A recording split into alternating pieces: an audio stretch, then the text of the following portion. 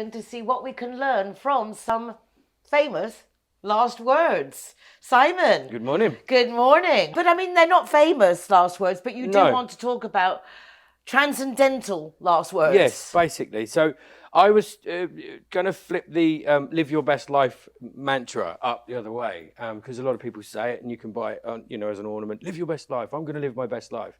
And I thought, well, what does it mean? And a lot of people say, I want to have money, I want to do this, I want to do that. But if you start talking to people who are facing the end of life, the famous last words, people tend to learn how to live when they realise they're now going to die.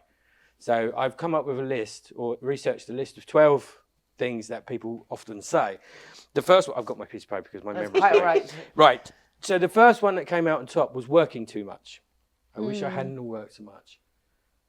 Funny, we just had a conversation about that with somebody that we know within the team, and like an outsider person, but from a business, and he's worked for the company for years and done everything to build it up, and they just suddenly got rid of him for no reason because they're just changing direction. Yeah, exactly. And yet he's given literally his life to someone and something that really don't care about him. He's just a worker, and we forget this, don't we? Number two is not expressing how you feel to people.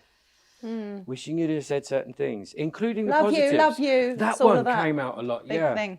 And also for people who are still alive and have lost someone, I wish I'd have expressed how I felt about them, told them how I feel. And health It's all is we wealth. have, really. Yeah, it Definitely. is all we have. If we've got our health, we have so many more options to do things. Without sure. health, you can't. But again, tying it in with work, we get busy with work, with Note family. to self, I and with need to go neglect. to the dentist, but I can't find the time with work. Haven't got But I know time. it's Point important. number one, Nicole.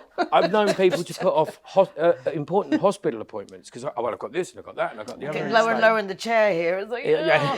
So fascinating also the idea of material things and how not all of us, but we spend a lot of our lives thinking, I want those shoes, or I want that handbag, or I want the right to do with material, or the best car, but when we're on our deathbed, we're never going to say, I wish I bought more cars, or I wish I had better handbags. I wish I worked harder. Exactly. Yeah. It's all about people. It's all about loved ones, friends and family. When you're on your deathbed, that's all it's about. It's never about anything else.